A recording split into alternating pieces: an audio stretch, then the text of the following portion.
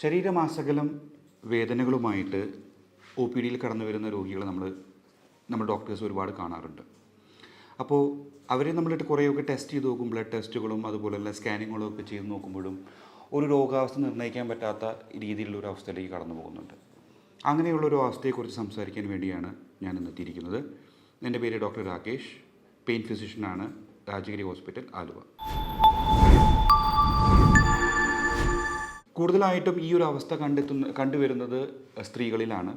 അങ്ങനെ ഒരു പറയുന്നതിൽ ഒരു ബുദ്ധിമുട്ട് വിചാരിക്കരുത്. കാരണം സ്റ്റഡീസ് പ്രൂവ് ചെയ്യുന്നത് ഏകദേശം 3:1 റേഷ്യോയിലാണ് ഈ പറയുന്ന രീതിയിൽ ഫീമെയിൽസിൽ ഈ ഒരു പ്രോബ്ലം കണ്ടുവരുന്നത്. അപ്പോൾ ശരീരമാസകലം എന്ന് പറയുമ്പോൾ ഏകദേശം ബുക്സുകളെല്ലാം പറയുന്നത് ഒരു 19 വേദന ഉണ്ടാകുന്ന ഏരിയാസാണ് ഈ ഫൈബ്രോമയാൾജി എന്ന് പറയുന്ന ഒരു പിക്ചറിൽ നമ്മൾ കൊടുക്കുന്നത്. അതായത് ഒരു രോഗി നമ്മുടെ അടുത്തേക്ക് കടന്നു വരുമ്പോൾ അവർ കൈകളിലൊരു വേദന പറയുന്നു, കഴുത്തിലൊരു വേദന പറയുന്നു, തലവേദന പറയുന്നു, വയറുവേദന, നെഞ്ചുവേദന, അങ്ങനെ ഇത്രയധികം ഏരിയാസിൽ ഒരു രോഗി നമ്മുടെ അടുത്ത് വന്നിട്ട് വേദന പറയുമ്പോൾ പലപ്പോഴും നമുക്കൊരു രോഗനിർണയത്തിലേക്ക് എത്താൻ വേണ്ടി സാധിക്കുന്നില്ല. കാരണം അതിലൊരു വെല്ലുവിളി എന്ത് വെച്ച് കഴിഞ്ഞാൽ ഒരു ബ്ലഡ് ടെസ്റ്റോ ഒരു സ്കാനിങ്ങോ ചെയ്തത് മൂലമോ ഈ ഫൈബ്രോമയാൾജി എന്ന് പറയുന്ന ഈ രോഗാവസ്ഥയെ നമുക്ക് നിർണ്ണയിക്കാൻ വേണ്ടി സാധിക്കുന്നില്ല. അപ്പോൾ ഇന്നത്തെ വിഷയം അത് തന്നെയാണ്, ഫൈബ്രോമയാൾജിയ. അപ്പോൾ ഈ ഫൈബ്രോമയാൾജിയ എന്ന് പറയുന്ന അസുഖം, ഇതിൻ്റെ ബുദ്ധിമുട്ട് കൊണ്ട് അനുഭവിക്കുന്ന ഒരുപാട് ആൾക്കാർ നമ്മുടെ സൊസൈറ്റിയിലുണ്ട്. കാരണം അതിൻ്റെ ഒരു ബേസിക് ഒരു പ്രോബ്ലം എന്ന് വെച്ച് കഴിഞ്ഞാൽ ഈ ഫൈബ്രോമയാൾജിയയ്ക്ക് ഒരു ഡെഫിനിറ്റീവ് ആയിട്ടുള്ള ഒരു ലാബ് ടെസ്റ്റ് ഇല്ല, അല്ലെങ്കിൽ അത് കണ്ടുപിടിക്കാനുള്ള ഒരു മാർഗ്ഗമില്ല. എന്നാൽ അത് കണ്ടുപിടിച്ച് കഴിഞ്ഞാൽ ഇന്ന ഒരു തെറാപ്പി ചെയ്ത് കഴിഞ്ഞാൽ അതിനെ കംപ്ലീറ്റ് ആയിട്ട് മാറ്റാൻ പറ്റുമൊന്നുമില്ല. ഡയബറ്റീസും ഹൈപ്പർ ടെൻഷനും ഒക്കെ പോലെ തന്നെ നമ്മുടെ ശരീരത്തിലുമായി ബന്ധപ്പെട്ടിട്ട് നമ്മൾക്ക് ഒരു പ്രാവശ്യം വന്നു കഴിഞ്ഞാൽ നമ്മുടെ ജീവിതാവസാനം വരെ നമ്മളോടൊപ്പം ഉണ്ടാകുന്ന ഒരു രീതിയിലുള്ള അസുഖം തന്നെയാണ് ഫൈബ്രോമയാൾജിയ. നേരത്തെ പറഞ്ഞതുപോലെ 2.74 എക്സാക്ട്ലി 2.74 ടൈംസ് ഫീമെയിൽസിൽ ഈ രോഗം കണ്ടുവരുന്നുണ്ട്. അപ്പോൾ ഈ ഫൈബ്രോമയാൾജിയ എന്ന് പറയുന്ന അസുഖം എങ്ങനെ കണ്ടുവരുന്നു എന്ന് ചോദിച്ചു കഴിഞ്ഞാൽ ആക്ച്വലി ഇതിൻ്റെ പത്തോളജിയിലേക്ക് നമ്മൾ പോവുകയാണെങ്കിൽ ബേസിക്കലി അത് ജെനറ്റിക്കായിട്ടാണ് വരുന്നത്. ജെനറ്റിക്കായിട്ട് നമ്മുടെ ശരീരത്തിൽ നിന്നുള്ള വേദനകൾ നമ്മുടെ ബ്രെയിനിലെത്തിയിട്ടാണ് ആ വേദനയാണെന്ന് മനസ്സിലാവുന്നത്. അതുപോലെ തന്നെ കേൾവി, അതുപോലെ തന്നെ നമുക്ക് ടേസ്റ്റ് ചെയ്യുന്ന ഭക്ഷണപദാർത്ഥങ്ങളുടെ ടേസ്റ്റ്, അതെല്ലാം ബ്രെയിനിലെത്തിയിട്ടാണ് പ്രോസസ്സ് ചെയ്യുന്നത്. അപ്പോൾ അതിന് വേണ്ടി വരുന്ന ഹോർമോൺസാണ് സെറട്ടോണിൻ, നോറെപ്പിനെഫ്രിൻ എന്ന് പറയുന്ന രീതിയിലുള്ള ഹോർമോൺസ്. അപ്പോൾ അതിൻ്റെ രാസപ്രവർത്തനങ്ങളിൽ ഒരു വ്യത്യാസങ്ങൾ വന്നത് മൂലം എല്ലാ തരത്തിലുള്ള സെൻസറി ആക്ടിവിറ്റീസും, എല്ലാ തരത്തിലുള്ള കാര്യങ്ങളും ആംപ്ലിഫൈ ചെയ്യുന്നു. അതായത് നമ്മുടെ നോർമലി നടക്കുന്ന ഒരു രാസപ്രവർത്തനത്തിനിടയിൽ ഒരു ആംപ്ലിഫയർ ഘടിപ്പിച്ച ഒരു അവസ്ഥയാണ് ഫൈബ്രോമയാൾജിക്ക് ഉണ്ടാവുന്നത്. അപ്പോൾ അതിൻ്റെ ഭാഗമായിട്ട് ഒരു രോഗിക്ക് ഒരു ചെറിയൊരു വേദന തന്നാൽ തന്നെ സാധാരണ വ്യക്തികളിൽ കാണുന്നതിനേക്കാൾ ഇരട്ടിയിലധികമോ ആയിട്ട് ആ രോഗിക്ക് ആ വേദന അനുഭവപ്പെടുന്നു. അത് വേദന മാത്രമായിക്കൊള്ളണമെന്നില്ല, ഒരു പ്രഷർ സെൻസേഷൻ ആയാലും ഒരു 3-4 തവണ മൾട്ടിപ്ലൈ ചെയ്തിട്ട് ആ രോഗിക്ക് കാണുവാൻ വേണ്ടി സാധിക്കുന്നുണ്ട്. അപ്പോൾ ഇങ്ങനെയുള്ള രോഗികളിൽ ആ ട്രീറ്റ്മെൻറ്റും ഭയങ്കരമായിട്ട് ബുദ്ധിമുട്ടാണ്. കാരണം എന്താ വെച്ച് കഴിഞ്ഞാൽ ആ രോഗികൾ നമ്മളോട് പറയുന്ന റീജിയൻസ് ഉണ്ടാവും. അത് ഏകദേശം 19 ഏരിയാസ് ഓൾറെഡി ഡിസ്ക്രൈബ് ചെയ്ത് വെച്ചിട്ടുണ്ട്. അപ്പോൾ അതിൽ ഒരു 10-11 ഏരിയാസിൽ ആ പേഷ്യൻ്റ് നമ്മളോട് വേദന പറയുമ്പോൾ അവിടെയെല്ലാം നമുക്കൊരു ക്ലിനിക്കൽ എക്സാമിനേഷൻ ചെയ്ത് അവിടെയെല്ലാം ഒരു രോഗാവസ്ഥ കണ്ടെത്താൻ വേണ്ടി പറ്റില്ല.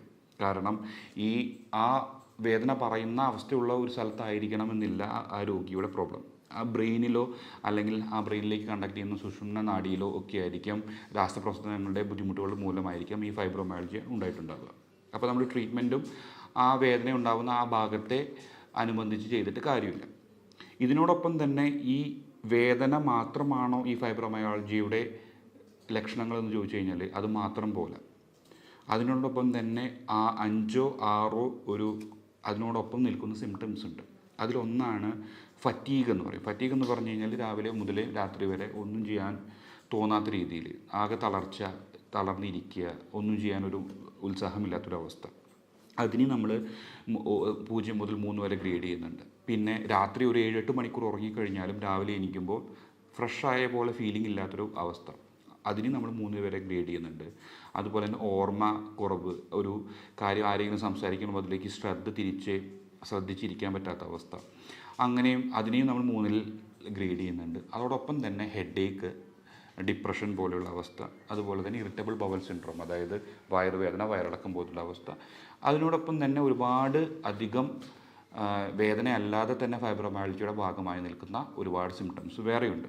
അപ്പോൾ ഇതിനെല്ലാം കൂടി ചേർന്ന് ഒരു സ്കോറിങ്ങിലേക്ക് ഉൾപ്പെടുത്തി ഒരു 30-ൽ ഒരു 12 സ്കോറിങ്, ഇത് പഴയ ക്രൈറ്റീരിയ വെച്ചിട്ടാണ് പറയുന്നത്, 12 സ്കോറിങ്ങിലേക്ക് എത്തുമ്പോഴാണ് നമ്മളതിനെ ഫൈബ്രോമയാൾജിയ എന്ന് പറയുന്നത്.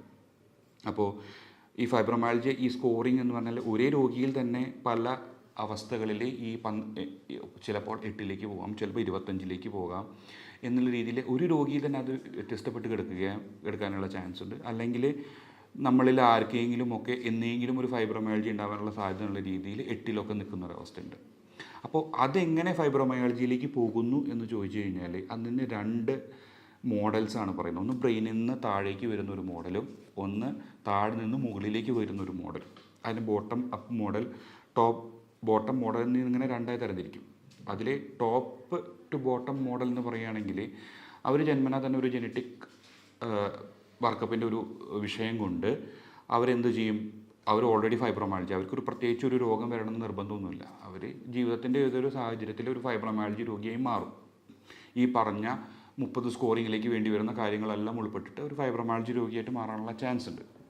പിന്നീടുള്ളൊരു വിഭാഗം എന്താ വെച്ച് കഴിഞ്ഞാൽ അത്രയും ഒരു ജനറ്റിക്കായിട്ട് ഫൈബ്രോമയാൾജിയിലേക്ക് എത്താനുള്ള ഒരു ചാൻസ് ഉണ്ടാവില്ല. പക്ഷേ അവരിലേക്ക് ഒരു ഫ്രാക്ചർ സംഭവിക്കുക, കാലിനൊരു ഫ്രാക്ചറോ ഒരു നടുവേദനയോ ഒരു മൈഗ്രെയിനോ ഒക്കെ ഉണ്ടാവുകയാണെങ്കിൽ അതിൻ്റെ ഒരു സൈക്കോളജിക്കൽ ഇമ്പാക്റ്റ് മൂലം അവർ മെല്ലെ മെല്ലെ ഫൈബ്രോമയാൾജിയുടെ പിക്ചറിലേക്ക് വരികയാണ്. ഫൈബ്രോമയാൾജിയുടെ പിക്ചറിലേക്ക് വന്നു കഴിഞ്ഞാൽ ആ ലൂപ്പിൽ നിന്ന് പുറമെ കിടക്കുക എന്ന് പറഞ്ഞു കഴിഞ്ഞാൽ കുറച്ച് ബുദ്ധിമുട്ടുള്ള കാര്യമാണ്. അതായത് 12 ഔട്ട് ഓഫ് 30 എന്ന് പറഞ്ഞ സ്കോറിൻ്റെ മുകളിലേക്ക് കടന്നു കഴിഞ്ഞാൽ ഒരു ഡയബറ്റീസൊക്കെ പോലെ വന്ന പോലൊരു അവസ്ഥയാണ്. പിന്നെ ആ ലൂപ്പിൽ നിന്ന് ഈ പറഞ്ഞ നേരത്തെ മുമ്പത്തെ വീഡിയോകളിൽ പറഞ്ഞ പോലെ എന്നൊരവസ്ഥയിലേക്ക് തിരിച്ചു പോരുക എന്ന് പറഞ്ഞു കഴിഞ്ഞാൽ ഒരു ബുദ്ധിമുട്ടുള്ള അവസ്ഥയാണ്. അപ്പോൾ അങ്ങനൊരു അവസ്ഥയിലെത്തി. അപ്പോൾ ഒരു വേദന മാത്രമാണോ? വേദന എന്ന് പറയുകയാണെങ്കിൽ നമുക്കൊരു ഫ്രാക്ചർ സംഭവിക്കുമ്പോൾ ഒരു നടുവേദന ഉണ്ടാകുമ്പോൾ നടുഭാഗത്ത് മാത്രം വേദന ഉണ്ടാവുള്ളൂ. അപ്പോൾ നമ്മുടെ ശരീരത്തിൽ ഒരു 19 ഏരിയാസിൽ ഈ ഒരു വേദന ഉണ്ടാകുന്നൊരവസ്ഥ, ആ അവസ്ഥ ട്രീറ്റ് ചെയ്യാനുള്ള ഒരു മാർഗ്ഗമില്ലാത്തുള്ള അവസ്ഥ, അത് ലാബ് ടെസ്റ്റിൽ കണ്ടുപിടിക്കാൻ പറ്റാത്തൊരവസ്ഥ, അതിനേക്കാളൊക്കെ ഉപരി അതിൻ്റെ ഒരു റീസൺ കണ്ടുപിടിക്കാൻ പറ്റാത്തൊരവസ്ഥ ഉള്ളത് കൊണ്ട് തൻ്റെ രോഗം മാനസികമാണെന്ന് മുദ്രകുത്തപ്പെടുന്ന അവസ്ഥ, ഈ അവസ്ഥകളിലൂടെയൊക്കെയാണ് ആ രോഗി കടന്നു പോകുന്നത്. അപ്പോൾ ആ രോഗിക്ക് വേദനയാണോ ഏറ്റവും ഇമ്പോർട്ടൻ്റ് പ്രോബ്ലം എന്ന് ചോദിച്ചു കഴിഞ്ഞാൽ ചിലപ്പോൾ അതായിരിക്കില്ല. ഫറ്റീഗ്, ടയേർഡ്നെസ് മൂലം തൻ്റെ നോർമൽ ആക്ടിവിറ്റീസ് ചെയ്യാൻ വേണ്ടി പറ്റുന്നില്ല, അതും ഒരു ബുദ്ധിമുട്ടാണ്. ഒരു കാര്യത്തിനും ശ്രദ്ധിക്കാൻ വേണ്ടി പറ്റുന്നില്ല. കാരണം ആരെങ്കിലും ഒരാളൊരു കാര്യം സംസാരിക്കുമ്പോൾ ഈ വ്യക്തിക്ക് അത് ഓർത്തെടുക്കാനും അതിൽ ശ്രദ്ധ കണ്ടിന്യൂ ചെയ്യാനും പറ്റുന്നില്ല. അല്ലെങ്കിൽ ഒരു ഹെഡ് ഏക്ക്, തലവേദന വരുന്നത് മൂലം ഒരു 4 മണിക്ക് ഇന്ന ആളെ മീറ്റ് ചെയ്യാം, ഇന്ന കാര്യങ്ങൾ ചെയ്യാമെന്ന് പ്ലാൻ ചെയ്യാൻ പറ്റുന്നില്ല. കാരണം ആ സമയമാകുമ്പോൾ ചിലപ്പോൾ തലവേദനയായിട്ട് കിടക്കുകയായിരിക്കും. പിന്നെ ഒരു ഭക്ഷണപദാർത്ഥം കഴിക്കാൻ പറ്റാത്ത അവസ്ഥ, കാരണം ഡയേറിയ, വയറുവേദന പോലുള്ള അവസ്ഥ. അങ്ങനെ ഒരു രോഗിയെ ഏതൊക്കെ തലത്തിൽ, ഡിപ്രഷൻ പോലുള്ള അവസ്ഥ, അപ്പോൾ ഒരു രോഗിയുടെ നോർമൽ ആക്ടിവിറ്റീസിനെ മുഴുവൻ കോംപ്രമൈസ് ചെയ്യുന്ന രീതിയിലുള്ള രോഗമാണ് ഫൈബ്രോമയാൾജിയ. അപ്പോൾ അതുമാത്രമല്ല, ആ രോഗിയെ അതിനെ പുറത്തേക്ക് എത്തിക്കാൻ വേണ്ടിയിട്ട് അയാൾ ഒരു ഡോക്ടറുടെ അടുത്തേക്ക് പോകുമ്പോൾ ആ ഡോക്ടർ കുറച്ച് ടെസ്റ്റുകളും ബ്ലഡ് ഇൻവെസ്റ്റിഗേഷൻ ചെയ്യുന്നു, ആർത്രൈറ്റീസ് റൂൾ ഔട്ട് ചെയ്യുന്നു. അതിൻ്റെ ഒരു കോമൺ ഡിഫറൻഷ്യൽ ഡയഗ്നോസിസാണ് റുമറ്റോയ്ഡ് ആർത്രൈറ്റീസ്. ശരീരത്തിലെ എല്ലാ ജോയിൻസിലുണ്ടാകുന്ന ആർത്രൈറ്റിസുകൾ. അപ്പോൾ അത് ഒഴിവാക്കാൻ വേണ്ടിയിട്ട്, അത് റൂൾ ഔട്ട് ചെയ്യാൻ വേണ്ടിയിട്ട് ചെയ്യുന്നു. പിന്നെ നടുവേദനയ്ക്കുള്ള ടെസ്റ്റുകൾ ചെയ്യുന്നു, ബ്ലഡ് ടെസ്റ്റുകൾ ചെയ്യുന്നു, തൈറോയിഡിൻ്റെ ടെസ്റ്റ്, തൈറോയിഡൊക്കെ കുറഞ്ഞിരിക്കുന്ന അവസ്ഥയിൽ ഫൈബ്രോമയാൾജി പോലുള്ള പിക്ചർ ഉണ്ടാവാനുള്ള ചാൻസ് ഉണ്ട്. അപ്പോൾ തൈറോയിഡ്, വൈറ്റമിൻ ഡി എല്ലാം നമ്മൾ റൂൾ ഔട്ട് ചെയ്ത് നോക്കുമ്പോൾ അതൊക്കെ നോർമലായിരിക്കുന്ന ഒരവസ്ഥയിലൊരു അവസാനമാണ് നമ്മൾ ഈ ഫൈബ്രോമയാൾജി എന്ന് പറയുന്ന ഡയഗ്നോസിലേക്ക് എത്തുന്നത്. അപ്പോൾ ഫൈബ്രോമയാൾജി എന്ന് പറയുന്ന ഡയഗ്നോസിലേക്ക് എല്ലാം ഒഴിവായിട്ട് ഫൈബ്രോമയാൾജിയിലേക്ക് എത്തിക്കഴിഞ്ഞാൽ ഇനി അതിന് ട്രീറ്റ്മെൻ്റ് ഒന്നുമില്ല എന്ന് പറഞ്ഞ് രോഗിയുമായി മടക്കി അയക്കുന്ന അവസ്ഥയാണ് ഈ ഫൈബ്രോമയാൾജിക്ക് ഉള്ളത്. അപ്പോൾ പക്ഷേ ഒരു പെയിൻ സ്പെഷ്യലിസ്റ്റിന് ഇങ്ങനത്തെ ഒരു അവസ്ഥയെ അതിൻ്റെ കാരണം എന്താണെന്ന് വ്യക്തമായി മനസ്സിലാക്കാൻ വേണ്ടി പറ്റും. കാരണം ആ രോഗി പറയുന്ന ശരീര അവയവങ്ങളിലല്ല വേദനയെന്നും ആ വേദനയുടെ പ്രോസസ്സിങ്ങിലാണ് പ്രശ്നമെന്നും ഒരു പെയിൻ ഫിസിഷ്യൻ യഥാക്രമം മനസ്സിലാക്കാൻ വേണ്ടി സാധിക്കുകയും മെഡിസിൻസ് ഉണ്ടോ എന്ന് ചോദിച്ചു കഴിഞ്ഞാൽ ഡയബറ്റീസിനൊക്കെ മെഡിസിൻസ് കൺട്രോൾ ചെയ്യുന്നത് പോലെ തന്നെ നമുക്ക് എന്താ പറയുക, ഈ സെൻട്രൽ ന്യൂറൽ പ്രോസസ്സിങ്ങിൻ്റെ ബുദ്ധിമുട്ടാണെന്ന് പറഞ്ഞല്ലോ, അതിനെയൊക്കെ നല്ല രീതിയിൽ കൺട്രോൾ ചെയ്ത് കൊണ്ടുപറ്റുന്ന രീതിയിലുള്ള മെഡിസിൻസ് ഉണ്ട്. എന്നാൽ ആ മെഡിസിൻ കൊണ്ട് മുഴുവനായിട്ടും രോഗം മാറ്റാൻ പറ്റുമെന്ന് ചോദിച്ചു കഴിഞ്ഞാൽ അതുമില്ല. അപ്പോൾ ഈ പറഞ്ഞ ടയേർഡ്നെസ്സും ഈ പറഞ്ഞ വേദനയൊക്കെ മാറണമെങ്കിൽ ഞാൻ മുമ്പേ പറഞ്ഞിട്ടുള്ളതുപോലെ തന്നെ എവിടെ നിന്ന് ശരീരത്തിൻ്റെ ഏതൊക്കെ ഭാഗത്തു നിന്നാണോ വേദന ബ്രെയിനിലേക്ക് എത്തിക്കൊണ്ടിരുന്നത് ആ ഏരിയകളിൽ നിന്നൊക്കെ നോർമൽ ഡേ ടു ഡേ ആക്ടിവിറ്റീസിൻ്റെ സിഗ്നൽസ് ബ്രെയിനിലേക്ക് എത്തിക്കണം. അതിനുള്ള ഏറ്റവും നല്ല മാർഗ്ഗമാണ് എക്സസൈസ്.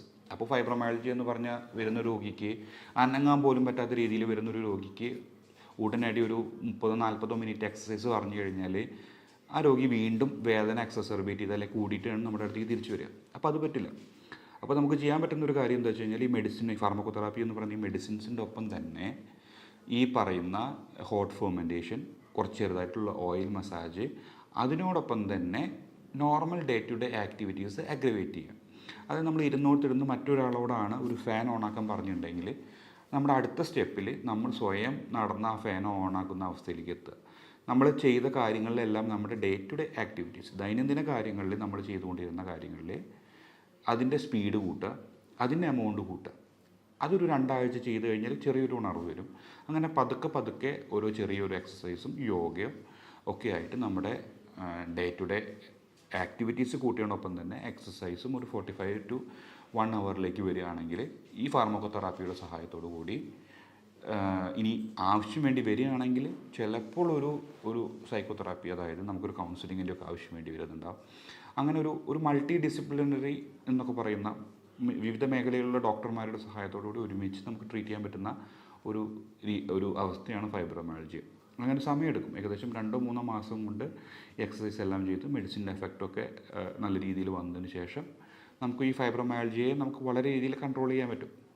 ചിലപ്പോൾ ഈ ഫൈബ്രോമയാൾജിയ ഉണ്ടാക്കാൻ കാരണമായ തുടക്കത്തിലുള്ളൊരു രോഗം ഉണ്ടാവുമല്ലോ, അല്ലെങ്കിൽ വേദനയുടെ ഒരു കാരണം ഉണ്ടെങ്കിൽ അങ്ങനെയുള്ള രോഗികളിൽ അത് മാറുന്നതോടൊപ്പം ഒരു 2-3 മാസം ഈ ഫൈബ്രോമയാൾജിയയെ കൺട്രോൾ ചെയ്യപ്പെടുന്ന ട്രീറ്റ്മെൻറ്റിലേക്കൊക്കെ പോയി കഴിഞ്ഞാൽ നമുക്ക് കുറേയൊക്കെ ഫൈബ്രോമയാൾജിയ നമുക്ക് കൺട്രോൾ ചെയ്ത് നിർക്കാൻ പറ്റുകയും ചിലപ്പോൾ നമുക്ക് തിരിച്ച് ഫൈബ്രോമയാൾജിയ ഇല്ലാത്ത അവസ്ഥയിലേക്ക് തിരിച്ചു പോകാനൊക്കെ പറ്റും.